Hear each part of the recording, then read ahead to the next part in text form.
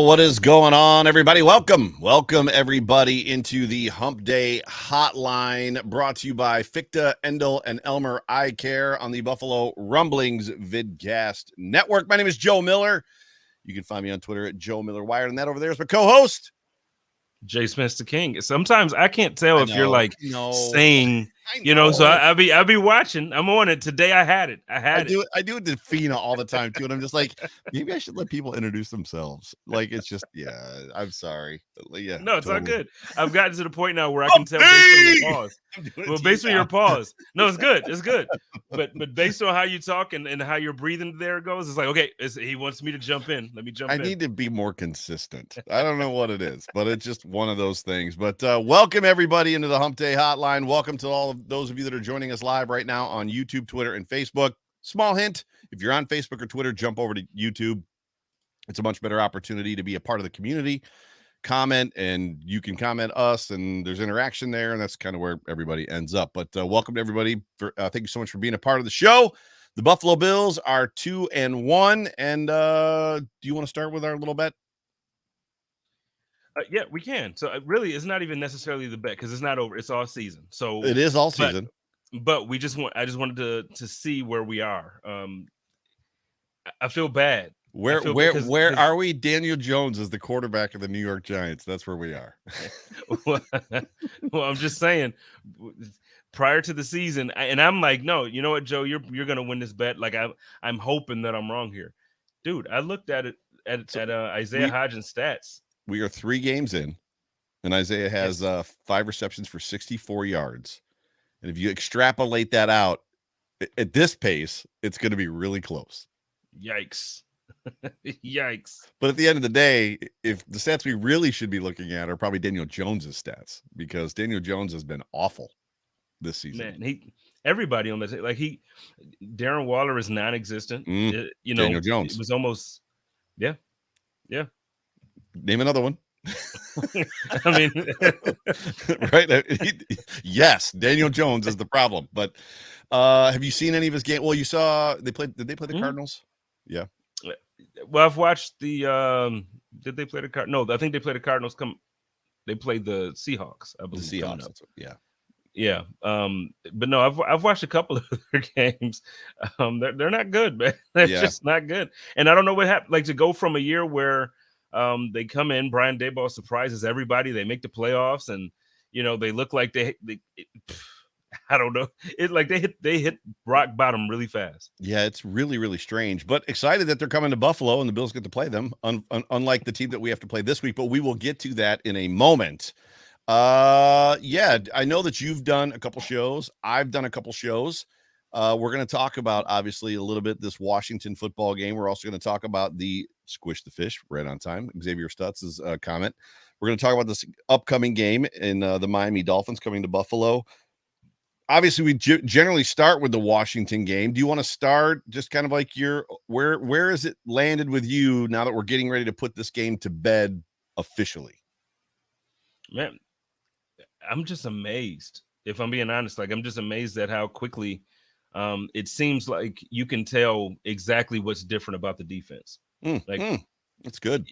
And I'm a big supporter. First of all, I was not one of the guys who was upset at all with Leslie Frazier. Like, I felt like to have a top 5 defensive unit consistently, I felt like was a pretty good thing, and pretty quickly you can see, like, okay, yeah, you can have a top 5 unit, but it's something about being aggressive the way Sean McDermott is. And he has the same guys that couldn't get to the quarterback. Now, all of a sudden, we're getting to the quarterback. And if we're able to do that consistently throughout the rest of the season, whether we have Vaughn or not, dude, it changes the way I go into games like this one coming up this weekend. Joe is currently trying new sound effects for his microphone, and I think I'm back. Am I back? You never left. We were looking at you the whole time. Joe leaves. I don't know what's going on with Joe. He's having some technical difficulties. So, but yeah. So for me, one of the things that I really look at is yes, the defensive line. We're finally getting to the quarterback early and often. And then aside from getting to the quarterback, I'm also looking at just it's okay, Joe. It's okay. I don't know what's going on over here, dude. I got crickets outside my window, and like things are just going nutso. It's all good. I was saying now, and also aside from the defensive line, another thing that I'm looking at is really even just how the linebackers seem to be making splash plays. It's not just that they're because, for instance, everybody knows how much I love Tremaine when he was here. Tremaine, he prevented things from happening. He didn't quite make the splash play, but he prevented guys from even trying to do certain things like throwing over the middle. What we're seeing here with Bernard is that he's at least in this game and even in the game prior, he had an interception. Yep. So he's athletic enough to, say, hey, come on and test me, and you go ahead and test me, and I'm gonna show you it was a mistake. So look, if this is what we're gonna get all season, we know who Matt Milano is. Hey, I'm ready, man. And I think I'm in agreement. 100% in the sense that, that defense played well against the Jets. That defense has played consistent kind of this whole year as far as the 3 games that we have. I like, to your point, the little bit that I heard before my computer and I touched nothing. The computer just decided to go nuts twice. I like what we see, to your point about the aggressiveness of Sean McDermott and his play calling. I'm amazingly surprised, and we're going to talk about, obviously, Terrell Bernard. You mentioned him briefly, with 2 sacks, an interception this weekend, and a fumble recovery. Terrell Bernard has been named the AFC Defensive Player of the Week. He also has had another interception already this season. I also like what I'm seeing from the offense in as much as, aside from 3 passes from Josh Allen in week 1, that offense has been very consistent. And I said on my show on Sunday that it feels like this team is really beginning to find out who they are relatively early. Not to say that they didn't do that last year and then Allen got hurt and some things went sideways and they looked completely different. They still made the playoffs last year, but things look completely different. It just seems like they're finding who they are quickly. And it seems like, I don't know if you said this while I was gone, that the defense is far more complementary of the offense than maybe it ever has been. That doesn't mean that the offense is just as complementary to the defense, because the offense is still struggling at times a little bit, first down mainly. But yeah, I don't know. I like what I've been seeing. You know what? I'm going to agree with you there. And the first down thing, yeah, I agree with you too. But the offense, I feel like, is also complementing the defense very well, because in the fourth quarter, now look, James Cook is running the ball when the defense knows that we want to run the ball and run the clock out. It's true. He's still breaking 7-yard runs, 25-yard runs, 18. He's still able to do exactly what he does for the entire game, and he's able to milk the clock. And when you can add a run game that's going to be able to move the ball when the defense knows it's coming, Josh Allen is going to be unstoppable. Yeah, he's going to be unstoppable. Yeah, for sure. So it's going to be interesting to see how that plays this weekend. But let's talk about Terrell Bernard real quick, because I was said this on both of my shows as well. I was one of the first, not the first. I was one of the many who criticized Terrell Bernard, in as much as I didn't feel like this team had a legitimate starting middle linebacker with the absence of Tremaine Edmonds on it, which is, I talked about it with John quite a bit on Monday, which I feel like that point was proven, because literally 2 days after I said that on my show, they went out and they signed Christian Kirksey, right? So to me, when you know what you've got, if I know that I've got a brick of gold in my bag, I'm not running to the ATM machine. You know what I mean? Like there's an aspect of like, well, maybe they just signed him because that's what John said. Maybe they just signed him because there's good talent out there and you want to sign it. And I was like, or maybe they signed it because they just weren't sure. He didn't play in the preseason. He didn't really play last year. And as much as you see a guy in practice and in minicamp and OTAs, it changes when the game starts. Yeah. But he has been an amazing surprise. I feel like he's like the opposite of what what Nathan Peterman is, right? Like Nathan Peterman in practice and in the preseason, he's like phenomenally perfect. And then you put him in the game and he throws 5 interceptions and a half. Right. And then you look at Bernard when it's like you see him in preseason, or you see him, but don't see him in preseason, or the little bit that you saw from him last year. And it's like, okay, well, yeah, I mean, he might be. And then you put him in games, and then this past week he's out there and he looks like Luke Kuechly. Like what's going on? I'm not upset about it at all, though. Like I'm so happy that he's kind of like having this coming out party. Defensive player of the week, man. This was amazing to watch. I had a great time rooting for the kid. Honestly, I hope he has the rest of the season do this again. I think particularly this game, matches up well for him as far as just kind of being, because one of the things that the Patriots did to slow down, they still lost to the Dolphins. One of the things they did was they played 3 safeties. And there's an aspect of like with Terrell Bernard being a converted safety, an oversized safety at linebacker, is he kind of has that feel. And his defensive backfield awareness, from what we've seen so far in the video that we've seen that's been broken down, it has been incredibly solid as far as handing guys off, communication, knowing where he's supposed to be, not getting tricked. Now, it doesn't mean that he's not going to get tricked. It doesn't mean that he's not going to be out of position. It doesn't mean that he's not going to take a bad angle on a guy, Tyreek Hill, Jalen Waddle, one of these running backs. For goodness sakes, any of the defensive players could end up taking the wrong angle on one of these guys. It happens fast, right? Like it happens like whoops, and it's over. You think like even the very first touchdown that Tyreek Hill had last week, it was a broken play. He was all alone, but they had a safety back deep. Like you just keep everything in front of you. And guess what he couldn't do? He took the wrong angle and Tyreek was gone. It was like, yeah. So I'm excited to see him play particularly this week as well. But you've got to like what you see from the kid. I'm still on the let's wait and see wagon, right? I think there's an aspect of some games need to be played still. Well, you know, because we saw AJ Klein be AFC Defensive Player of the Week before in this scheme. So, you know, like I said, he had a great game. And while I look, everybody, because I got tagged. No, because I got tagged. No, because I got tagged a trillion times, and I'm like, look, I'm gonna be happy. So this is, and by no way am I hating on him. I want him to do that every week. I want to come on here and be like, yo, I don't miss Tremaine at all. Yeah, I want to do that. But what I'm saying is, one game to me doesn't make me say, okay, we found our middle linebacker for the next 5 years. Let me see him do this for a couple weeks against some better talent, and I'm with you. I love it. I love everything that we saw. Yeah, you walked into where I was going with my next comment, question, whatever, which was the Tremaine piece. What does Terrell Bernard have to do for you to effectively? It's the Isaiah Hodgins piece for me, right? What do I need to see from another wide receiver on this team, not named Stephon Diggs, for me to stop going, well, they wouldn't let Isaiah Hodgins walk out the door. You know what I mean? Like, what has to happen for you with Terrell Bernard, or anybody for that matter? Because it could be, Dorian Williams or one of these other guys on the right. It's not going to be Terrell Dotson, but you know what I'm saying? Yeah, what has to happen from one of these guys to where you're like, it's the Josh Allen effect, where like, at what point is it like, we got our guy? Like, there's a moment for everybody where with Josh Allen where you're like, and it's different for all of us, where it was like, that's the guy right there. That's the guy. It won't take much from me.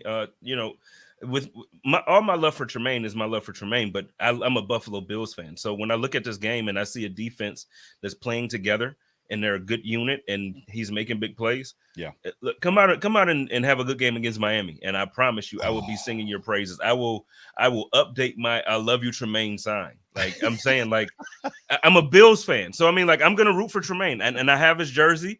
I root for him every time he plays. The Bears suck, but I root for him. It'd be amazing if you took that sign and somehow did like a mocked up whiteout. Like if it was small and you did whiteout on it. I'm gonna just take some duct tape. I'm gonna take some duct tape and put it right over the top, and then take a marker and write his name in there. But I mean, like it won't take much. Yeah, I love you, Terrell. It won't take much. It's just just do this consistently, and I'm on board. I just all I'm saying is I'm not gonna jump off the cliff after one game, but he was very impressive. Very impressive. It's been more than one, but this one game hasn't been done since Brian Urlacher. And I threw a joke tweet out there that was like, oh, at least now we've got our comp. Like, I wouldn't say it's been more than one either, though. Like, well, he had an interception last week against the Raiders. He had interceptions. Okay, but he didn't have a good. But I mean, we got to relax. As Bills fans, we act like, oh, he's a fan. Like, he had a good game. The thing that impresses me the most is his tackling. Like he's actually bringing guys to the ground, and we know that this defense has had a problem tackling since Sean McDermott got here, maybe even before that. But I mean, I think that's one of the things that it's like, oh, right. It's the splash plays are the splash plays. You've got to be where you're supposed to be. You've got to line the defense up, blah, blah, blah, blah, blah. And you got to make tackles. One thing that, to Jerry Strosky's point, Tremaine Edmonds is a tackling machine, right? That dude is a tackling machine. And that was part of why I loved him. That was part of why I loved him. But can we just since we're talking about tackling, I know we're talking about being a linebacker, Christian Benford. Can we just talk about how amazing this guy is? Yeah, and how quiet he is. He just goes. Oh my God, he just works. He just works, and he finds work on every play, and he rarely misses tackles. If it's an open field tackle where it's just him on an island by himself, whoever he's out there with, they get tackled. I love it. Like, I absolutely love it, man. Like, and I know we all of us, every content creator, Buffalo Rumblings, Buffalo Fanatics, Cover One, Raw. Why is Kyer Elam not playing? Why is he not? I tell you what, I'm not asking that no more. Christian Benford is the starting cornerback on the other side of Trey White, and that's it to me. That's you got to wonder. I know there's a lot of people speculating that Kyer is going to play this week, but there's an aspect of, I think Joe Marino said it on GR this morning on his spot on GR. He's like, I don't know that Kyer is playing in this football game. If it ain't broke, why am I trying to fix it? Well, it's you're facing something completely different that you've seen 3 times last year, and yeah, Tyreek Hill got there last year, right? So you saw it 3 times last year, but we're walking right into the next topic, which the Buffalo Bills defense had 9 sacks and 4 interceptions, along with a fumble recovery against the Commanders, which we all saw and loved.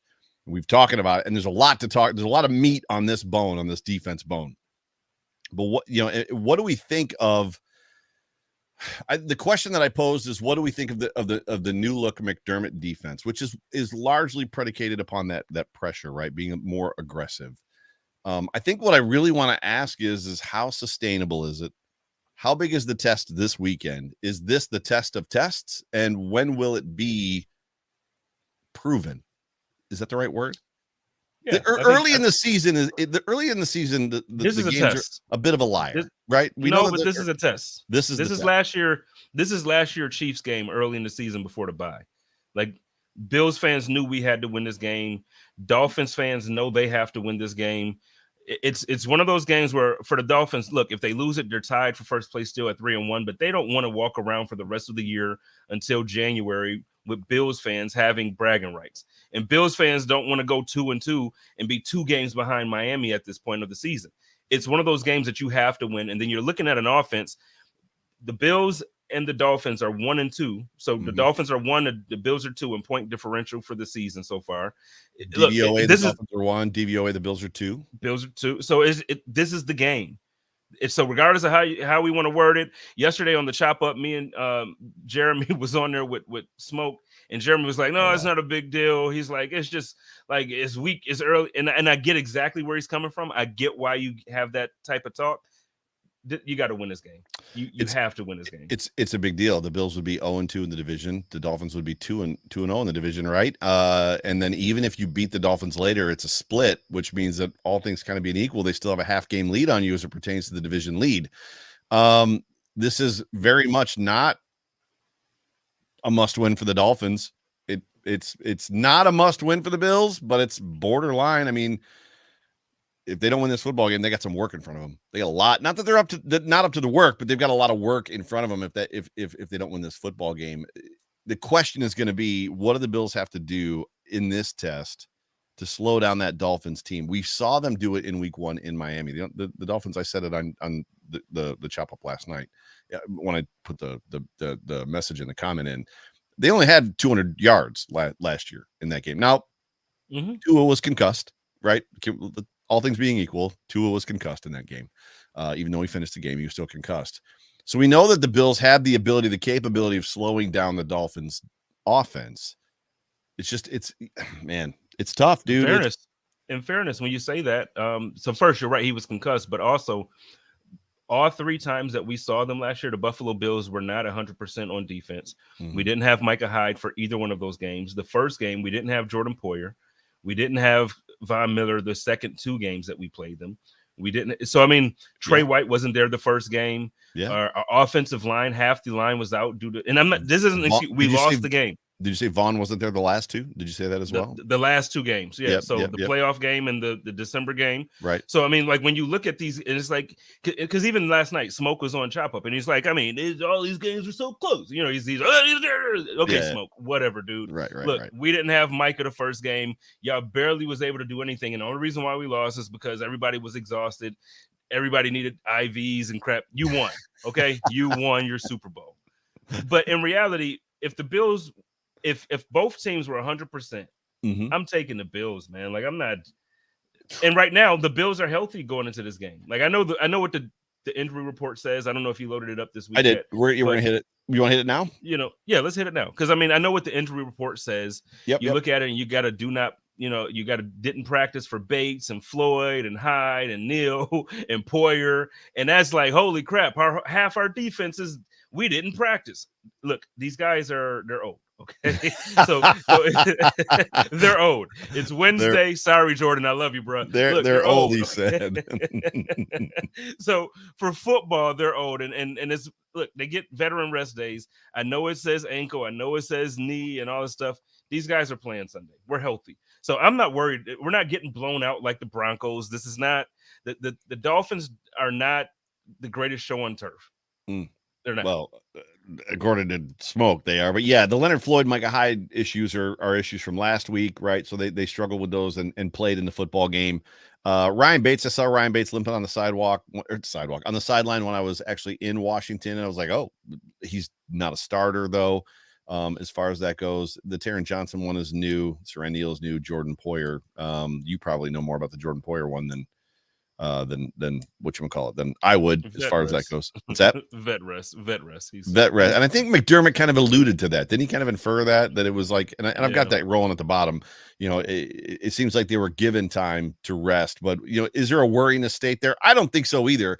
I like what you said, that if everybody's 100%, I'm taking the Bills over the Dolphins. The reason that I'm taking the Bills over the Dolphins is because the Dolphins defense, even though it's got some incredibly good players on it, isn't as good as the Bills defense. And Josh Allen, the reason he is the Dolphins daddy is because he eats that defense alive. Every time he plays them, just about, they want to play man against him. And one thing we know about Josh is he eats man alive. He also gets an extra gear. They asked him about just his little thing with Christian Wilkins, and he was like, and he complimented him and didn't give him any like bulletin board material.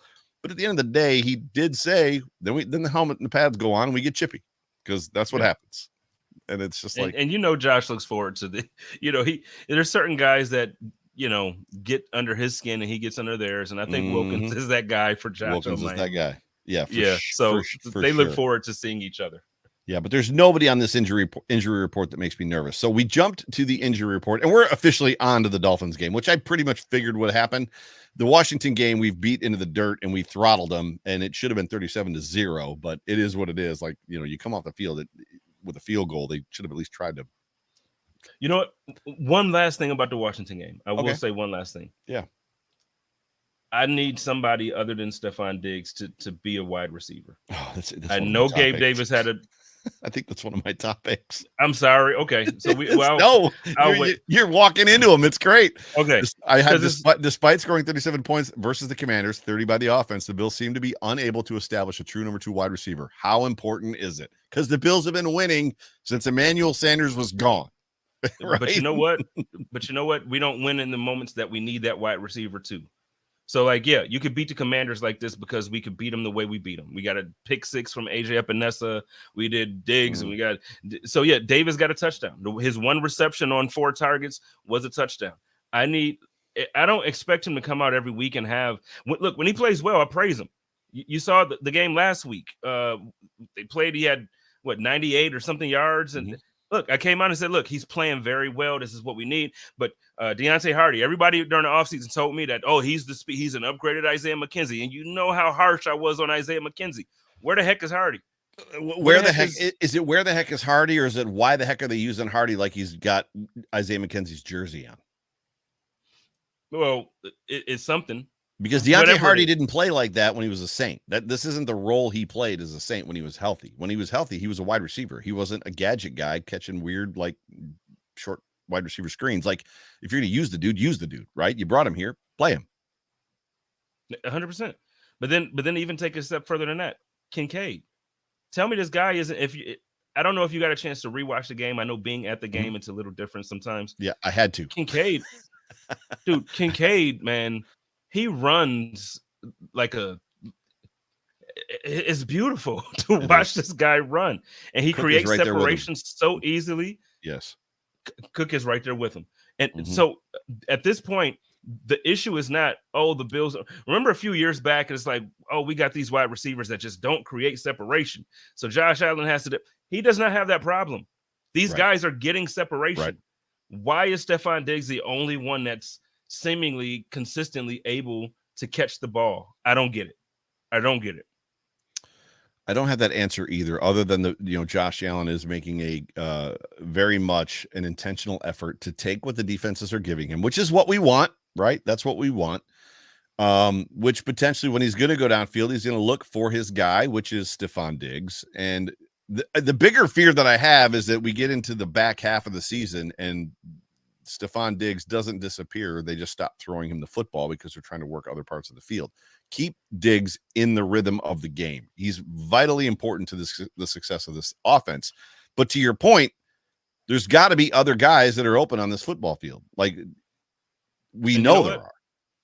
And you're right. Keep Diggs involved, but at some point, every team that we play is going to say, "Oh, well, if Diggs is the only one catching the ball consistently, and Davis is only getting."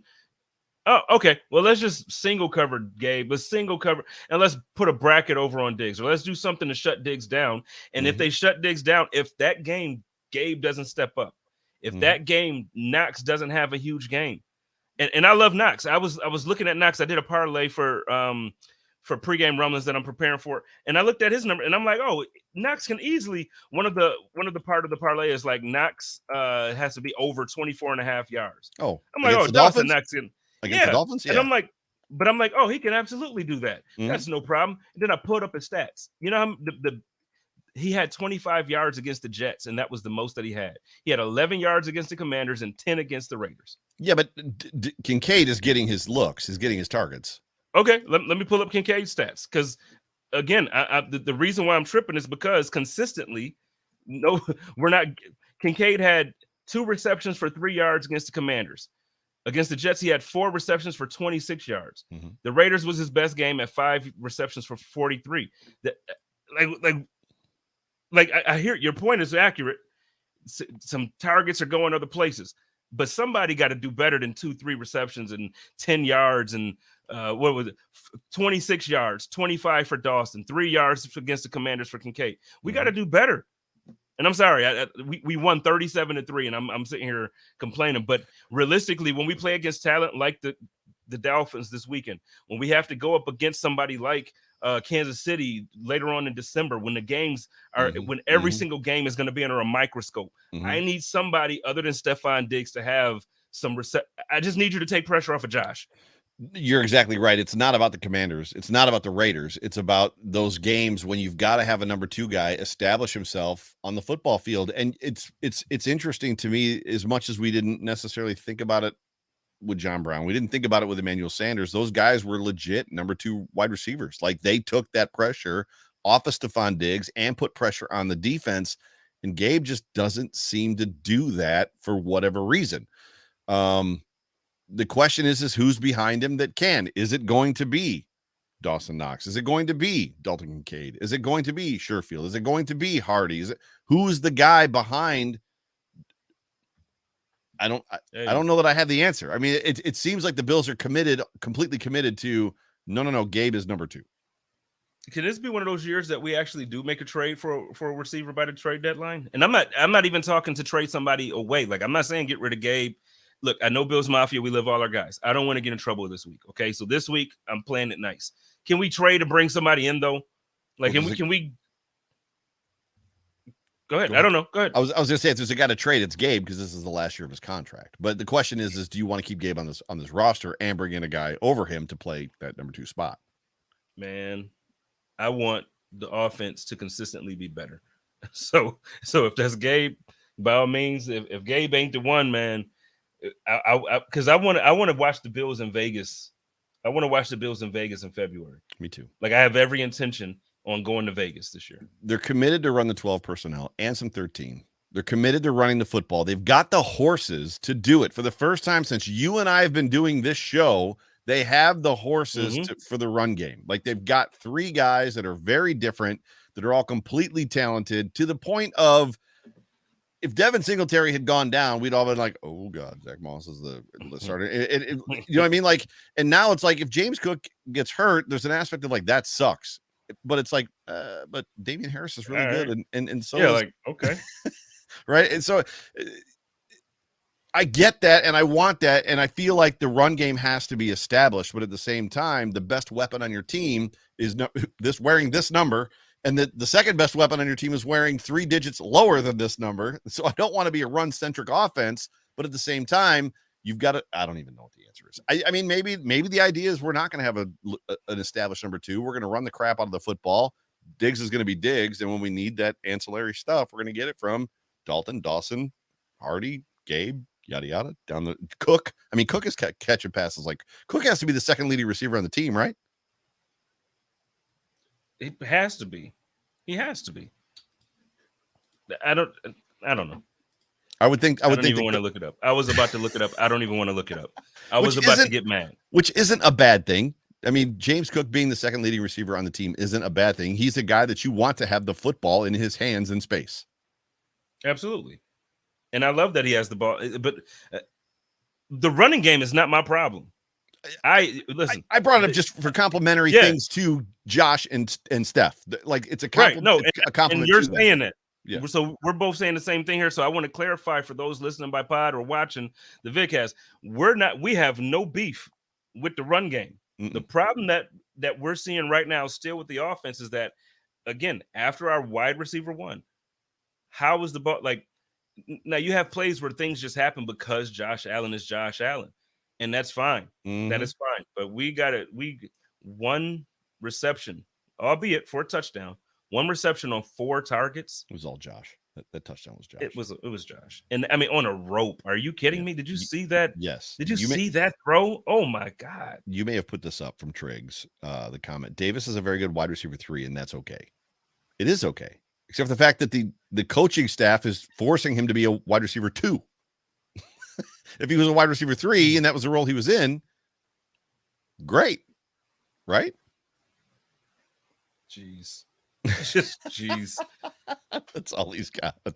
Jeez is the answer that he's got. So what is the answer? What do the Bills do? Do they go find a guy? Do you upset the balance in the wide receiver room by going and getting a guy? Is there balance? Because I would argue if I would argue there's no balance outside of the fact that Stephon Diggs is happy right now because he's getting 10 receptions a game. And but outside of that, we're winning. And we're winning. 2 games we've won. Yeah. So, but I mean, like, but when you're talking about the wide receiver room, do we really have balance? To me, balance is, okay, Diggs is your clear number 1 wide receiver. Then you have a couple guys that kind of fit in the middle of the pack there that Josh is getting close to 300 yards a game. We're throwing for more than 300. In today's NFL, the way this offense looks, I just don't understand why guys aren't getting 30 yards playing on the same team with Josh. In that wide receiver room, you've got Stephon Diggs, who's an alpha. Him. Doesn't matter who the only person you're bringing into this team to upset the balance of Stephon Diggs is Devontae Adams, Tyreek Hill, somebody else that's another like top 3 wide receiver, top 4. It's Stephon Diggs is him. We all know that. Give me Adams. The rest of the room, one of them has proven it, and the other ones, because of what the Bills are doing with them or how the games have played out, are just a bunch of Jags, just another guy. Like, Diggs is just another guy. Sherfield right now is just another guy. Hardy is just another guy. Like, they're just other guys, right? Nobody outside of Stephon Diggs to me has proven anything. I agree. And so where does that lead us for the rest of the season? What do the Bills have to do? How do they play complementary football with Diggs and Allen to make sure that Diggs and Allen isn't taken away and we can still win football games? Lamont, my man, Renaissance Man, is in the comments here. He says Denver is 0-3. That's all I'm saying. Denver is 0-3 and going nowhere. That's all I'm saying. I don't know if he's saying what I'm about to say here. I was just about to say either Cutting Sutton or Jerry Jeudy. Go get one of those 2 guys. I don't know if that's where you were going, El, but I appreciate the comment because that's where it took me. Go get Jerry Jeudy or Cortland Sutton right now and pair him with Josh Allen and let Gabe Davis be a 3rd receiver because Stephon Diggs now has another guy that can do the same things that he can do. I'll be happy and shut up. Super Bowl favorites if that happens. Easy. Because how are you stopping that offense? How are you stopping that offense? You're not, because that puts Gabe Davis in a dominant role, which we have seen. In 3? We have seen he would be unstoppable at the 3rd position. Are you kidding me? Right. As the 3rd wide receiver with Cortland Sutton, Jerry Jeudy, and Diggs. And you've got Dalton Kincaid, Dawson Knox, and that run game with Josh Allen. Man. All right. Before third down, let's get it. Imagine waking up to a world that's as clear as your dreams. With Zeiss Smile technology, this is your reality. At Fichte, Endel, and Elmer Eye Care, our mission is your vision. Conducted by a team of expert surgeons leveraging leading-edge technology, our procedure is safeguarded, swift, and tailored to your eye care needs. Say goodbye to the limits of glasses or contacts. Embrace a world where your vision keeps pace with your life's aspirations. Contact us today at 800-309-2020 or visit us online at fichte.com.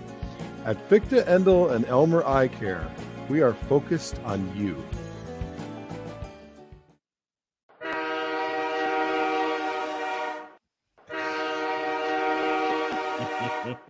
Y'all know what time it is. Joe can't even keep his face right because he already knows it's third down. And the way the defense been playing this year, man, that's a good down for us. That is a good down for us. So we are jumping to game predictions and Josh Allen stat line predictions as well. Before we go there, I know you watched the pressers today because you sent me a message and said, hey, make sure you watch the pressers. And I did. Every single player, every single coach that was interviewed was asked about the Dolphins scoring 70 points. Can we just establish that the Dolphins are not scoring 70 points this weekend? And it was it was a little blown out of proportion, was it not? I think so. Yes, it was. Now, first, again, let me give credit where it's due. Scoring 70 points in a professional football game in the NFL is not an easy feat, regardless of who you're playing. Okay, now it's not happening this Sunday. Can we take it there? Can we also talk about the fact that scoring 70 points is more about the Denver Broncos than the Miami Dolphins? I mean, you were letting their backup score. So at this point, it's they were running the ball. And then can I talk about how soft? I don't know how how true these reports are, but some reports how other GMs and coaches felt it was disrespectful for the Miami Dolphins to run the score up.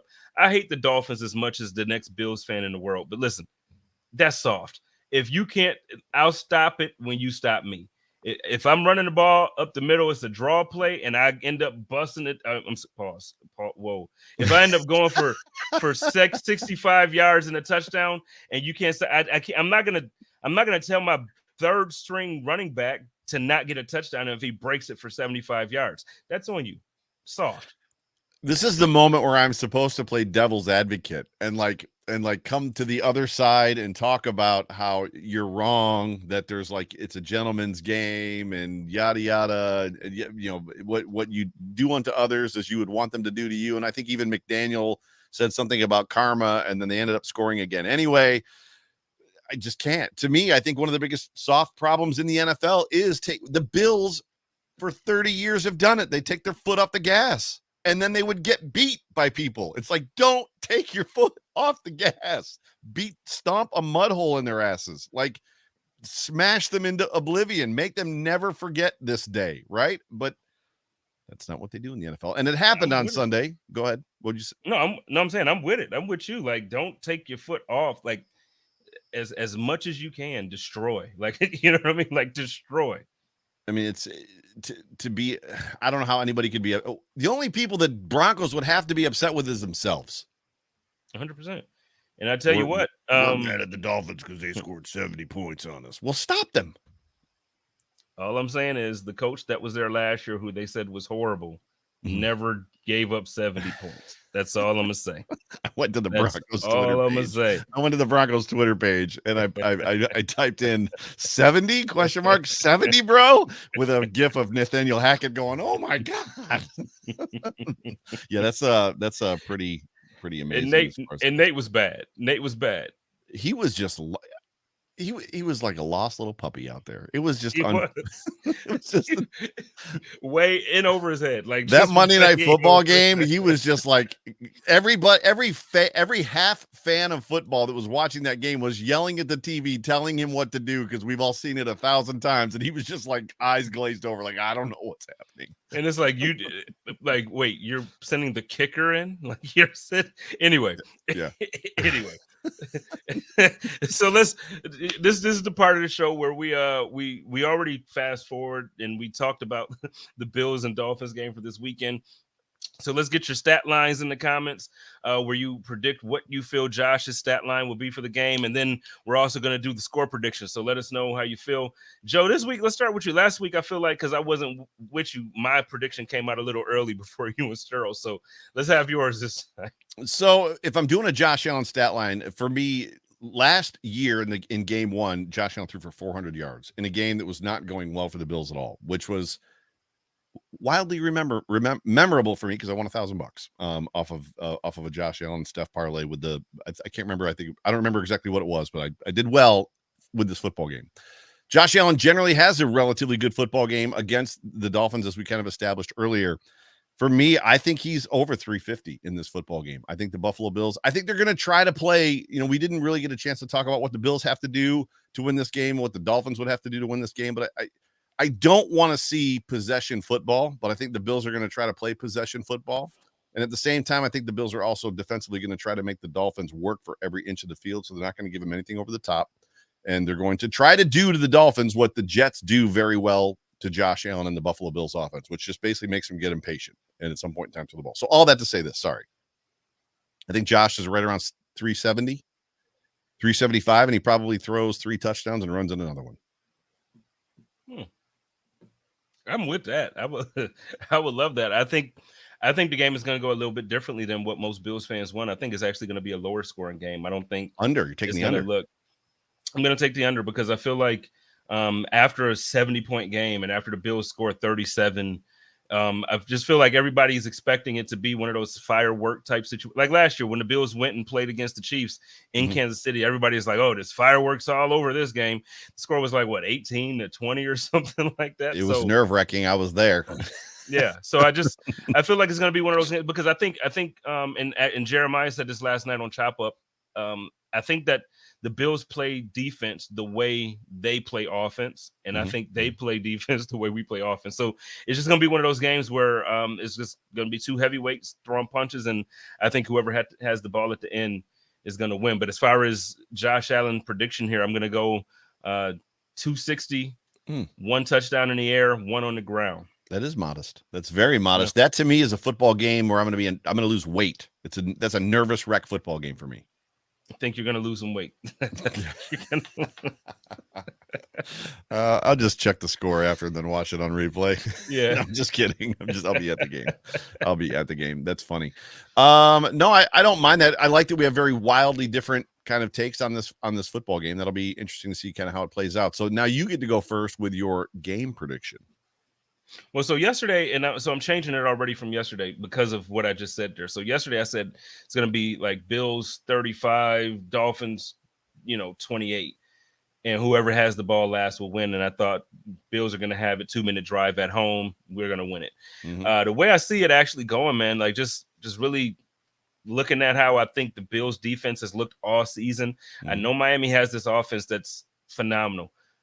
I think our defense is I think this is the year that our defense is going to prove that, like, no, we're really, like, it's not just in stats. It's not just at the end of the season where we're the second best defense. We're really the type of defense that are going to be able to shut down top tier offenses. So so again, I'm going low scoring game here. I also think the Buffalo Bills are going to want to control the clock. So I think we're going to see a big game from Jimmy Cooks. So I'm going to say Bills win this game, 23-14. Nice. Taking the under. I like everything that you said.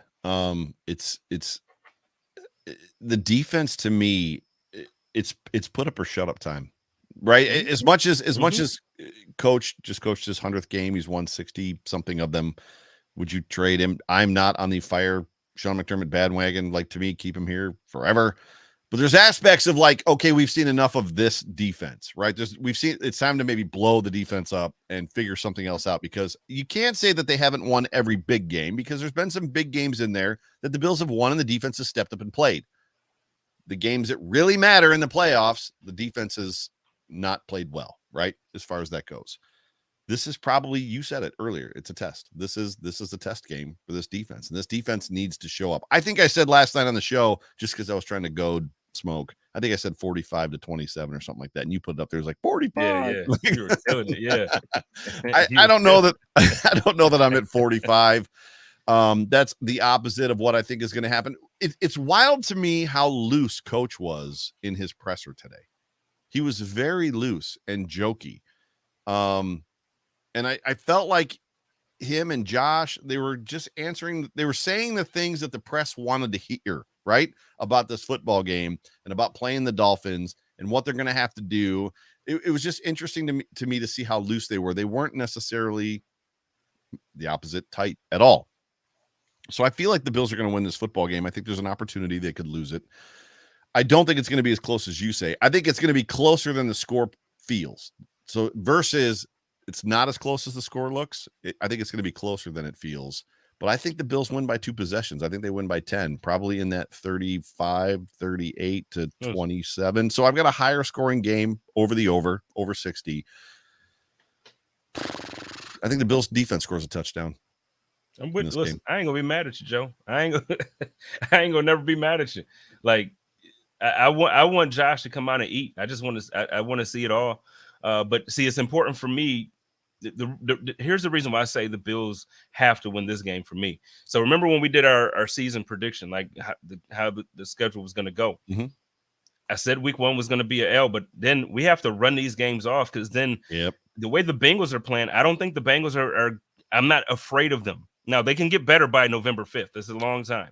As long as Burrow heals up, they'll play better. Right. So, but as of right now, we're looking at the Bengals, and even then, so by the time we get to them, depending on how long he's playing like this, it might be the Bengals might, they might be down bad enough where it's like there's not even a chance for them to come back enough to make the playoffs. Who knows? But late November, the Eagles, and then the bye week, and then you got the Chiefs. Mm-hmm, mm-hmm. We got games here that we should be able to run them off. We should be able to go, 1, 2, 3, 4, 5, 6, 7, 8. We got 8 games that we should be able to run off. Yeah. We got to win this game because there's not another test on our schedule until the Eagles. Yep, 100%. Roy Collins says Bills 10-7 in overtime. If that happens, I'm going to be dead under my seat. Like, I'm not going to make it to overtime. Like, could you imagine sitting there for 4? Joking. Oh, okay. He said he's joking. Yeah. Could you imagine 4 quarters of 7-7 Bills Dolphins, like, or however it plays out? So the Bills score late, right? So it's 7-0 for 4 quarters, and then the Bills score late, or it's 7-0 Bills and the Dolphins score late. Like, just kill me now. Just put me. That would feel like the what was that? The Jags game that we lost. What was that? 6-9. Oh my God, that was terrible. It's literally the cartoon with the stick figure standing over the helmet going, do something. Like, just do something. Please do something. Yeah, let's not have that. Let's have a good football game. So programming note, Monday, I fly to Europe. So I fly to the motherland. I fly to Ireland, going to the Bills game in London next week, Sunday. And then don't fly home again until the 13th. So I will be out of pocket. Y'all doing any shows live over there? No, I'm not taking any electronical gadgets other than my iPhone. That's the only thing I'm taking. Okay. I mean, I guess I could do one for my iPhone, but that's probably not going to happen either. So my wife would be like, "What are you doing?" Well, I know Sarah's going. I know. Yep. Let's see. Our friend Will, with fans of Buffalo, will be there. It's a ton of folk that we know going. Dan, Freddie. I think Jim is. Dan, is Dan going? I know Jim is going. I thought Dan. Yeah, I know Jim is going. The guy that actually created your hoodie.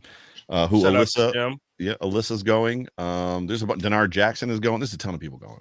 Yeah, it's a ton. So it's gonna be a good time. I couldn't swing it. I'm like, if I'm gonna spend a few $1,000, it's not to hang with Bills fans. No diss. I love y'all, but I just would rather go on vacation than to go. But I love y'all. I love you too. Well, my wife has already told me we're doing one day of Bill stuff. I'm like, wait a second. This is my vacation too. So you got game day. You got game day. That's what you. That's it. I love it. 22 years of marriage, right there.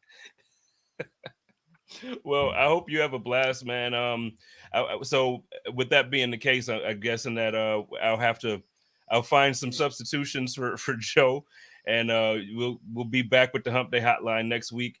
When are you back? Will you be back for the following week? Nope, 13th. I come back on the 13th of October. So yeah. Man, so Joe's listening to you guys for 2 weeks in a row. No, they're asking me at work. They're like, "Are you going to take your laptop? Like, you going to be answering emails?" I'm like, "I ain't doing any of that. I'm like, that is not happening." So all right. Well, look. So we're going to do. You got anything going on that you want to plug before we get out of here?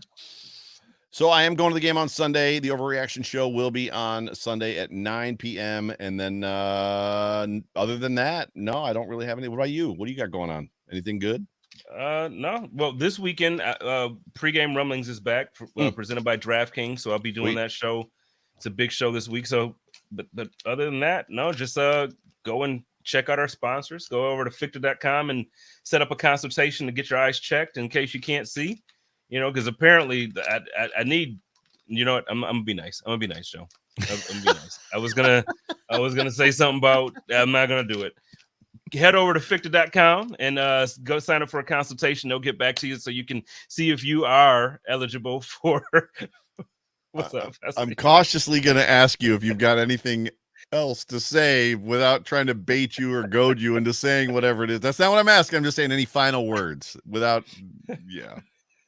No, I think you're giving them final words. I just hope that our offense shows up this weekend the way we have the last 2 weeks and the against the team and our defense. But you know what? For some reason, I feel so confident in this defense. Like I'm not when I'm telling you I'm not afraid of this Miami team, it's not because the Miami Dolphins are not a good team. They are good. Their quarterback is good. I need Bills fans to be honest about this. I need y'all to talk to other fans and be honest about this. Tua is good. The team is good. The coach is good. I hate to admit it, but Mike McDaniels is good. He has that offense humming. They're gonna be a good team all season as long as Tua is healthy, as long as their other key players are healthy. They're a very good team. But the Buffalo Bills are like that too. And the Buffalo Bills are the 2-time defending AFC East champions. And until you in order to beat a man, you got to beat the man. And I'm not talking about a regular season game because we learned that with the Chiefs. We can beat them in a regular season until you unseat them. You're not the man. So I'm not worried about the Dolphins. I'm not. Love it. Ladies and gentlemen, you have been tuned into the Hump Day Hotline, brought to you by Ficta, Endel, and Elmer Eye Care on the Buffalo Rumblings Vidcast Network. My name is Joe Miller. I'm one of the hosts of this show, sitting alongside my very good friend, one of my best friends, Jay Spence the King, my co-host. So good. So what's coming up? Line to Gain is coming up right now, right? Line to Gain is coming up right now. And then we got a bunch of other shows coming up this week. So do your best. Stay healthy. Stay humble. Stay hungry, as Coach likes to say. But for me, for Jay Spencer King, for Buffalo Rumblings, go Bills. Go Bills.